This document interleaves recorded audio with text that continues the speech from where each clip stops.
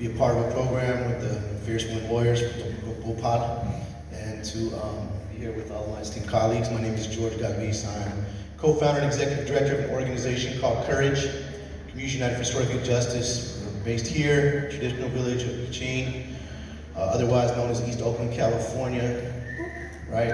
And occupied Wet'suwet'en territory, unceded territory.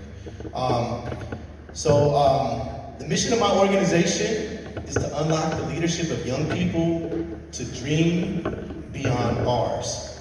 We are indigenous-led, we're formerly incarcerated-led. We believe that our young people are the experts of their own lives, that those who are close to the pain are also close to the solution. So you guys might be scratching and asking, hey, well, what's an organization that's dealing with like criminalization of youth, mass incarceration, and state violence, doing on a panel about climate justice? I don't think we can talk about climate justice without talking about the police state and militarization. And so I was grateful that I heard folks raise up what's happening in the struggle in Cobb City. And folks should know right here in the East Bay, we have our own struggle for Cobb City, right in San Pablo. And folks might recall some of our folks, like A-Rock and Critical Resistance, were on the front line to chase out a little something back in the day called Urban Shield. So for those who don't know what Urban Shield was, that was Alameda County Sheriff Ahern's war games, in which they would have militarized practice of police departments, law enforcement agencies from all across the nation on how to suppress urban uprisings. What's urban uprising mean, y'all? That's code word for black and brown resistance, for protest, right? And we know that this is connected to like Project 2025, and best believe, regardless of the results of the presidential election, that there is an intent to implement Project 2025, and not just by one party, y'all. Like, you know, we gotta just start, we gotta start acknowledging, you know, the other party is just trying to do a kinder and gentler fascism and racism, if that exists, you know what I'm saying? It's like, you know, so anyways, I just wanted to punctuate that point. But what I want to say is that we have recently purchased land. We see this as a part of Land Back as an indigenous-led organization. Right there at the Fruitvale BART station, we own the commercial condominium of Casa Sueños.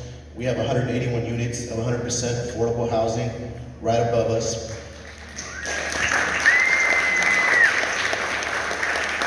And we recently purchased what was formerly known as the Bonanza store. That was like an army surplus, kind of, so that's where like the homies used to get their Dickies and Ben Davis too, you know what I'm saying? It was, you know, uniforms, school uniforms, worker uniforms, all that kind of stuff. That was the store to go in. The owner, had been in the family since like World War II, right?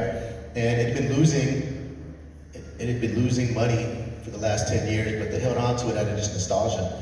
And they were very, very grateful to know our intent of transforming that space into a part of what we're calling the Oscar Grant Youth Power Zone at Fruitvale Station.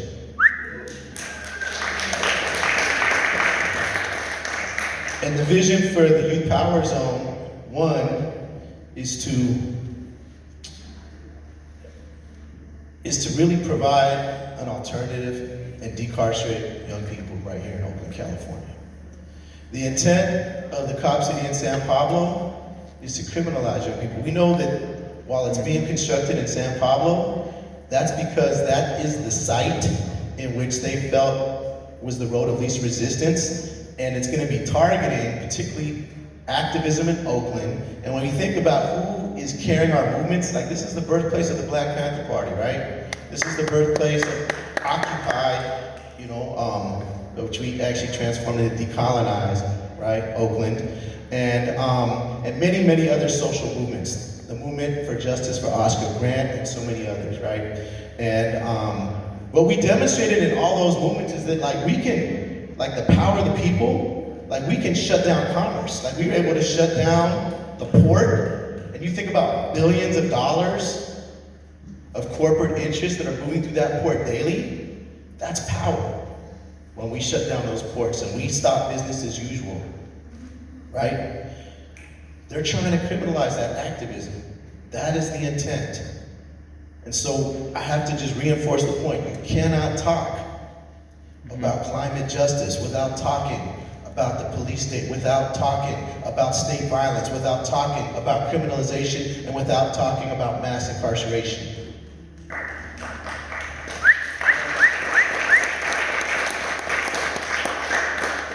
The Youth Power Zone for us too is a radical step in terms of practical abolitionism. Like, what does it look like when we replace the systems that perpetuated the harm of our young people, and our young people who come from the most vulnerable families in our communities, and replace it with community-led solutions and places where folks can heal, grow, and thrive. That's the vision, right? And I heard our sister from Communities for a Better Environment talk about the value of helping of relationships and our people reconnected to the land. Well, right here in Oakland, we have a whole bunch of detribalized, urban, indigenous young people. We have migrant indigenous young people who speak their native language. They speak Mayamon, they speak Mixtec, they speak Zapotec, right there in the Fruitvale community. And then we have folks from our urban intertribal community who were relegated here during relocation through other push and pull forces, right? And are now urbanized, and they've lost their connection. They've lost their connection to land. And so, my elders have all said we're land-based people without land. I mean, I'm late here today, embarrassingly. I don't know if y'all realize that, but the reason I was late, I was running Inipi Sweat Lodge for, over 15 of our formerly incarcerated young people. And then hit that traffic. It's like a 3.5 hour drive. But let me tell you something. These are young people who are formerly incarcerated from Oakland. This was their first time coming into a sacred Inipi Lodge, reconnecting with their grandmother, reconnecting with the land, surrounded by these beautiful grandma-grandpa trees, bringing in those grandma-grandpa stones to let go of the energy that doesn't serve them, to invite the vision that they have for their lives, for their families, for their communities, to gather their medicine and to gather strength, because what they know, straight up, is that we're at war. In a traditional way, when we prepare for battle, that is what we do. We pray, we gather our spiritual strength. Because we're defending land and we're defending life.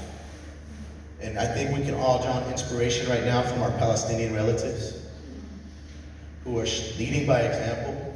We all have an incumbent responsibility to stand up for justice for our Palestinian relatives who are indigenous to occupied Palestine in the Middle East. And we need to recognize how that is intimately connected to the struggle right here. It's already been mentioned, the Israeli occupational forces are training law enforcement agencies in Atlanta, and they're preparing to do the same thing in San Pablo. And they're going to use all of the repressive suppression techniques to kind of keep their boot in the throat of Palestinian resistance and apply it right here in the East Bay. Against all of us in this room and then some. Anybody who has the audacity to stand up for justice, to resist the extractive economic interests of multinational corporations. And so this is something that everybody should be standing up for.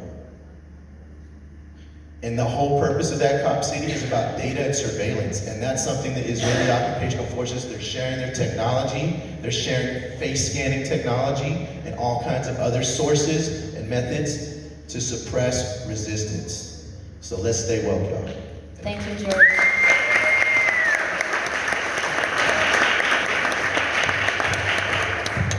Hello, everyone.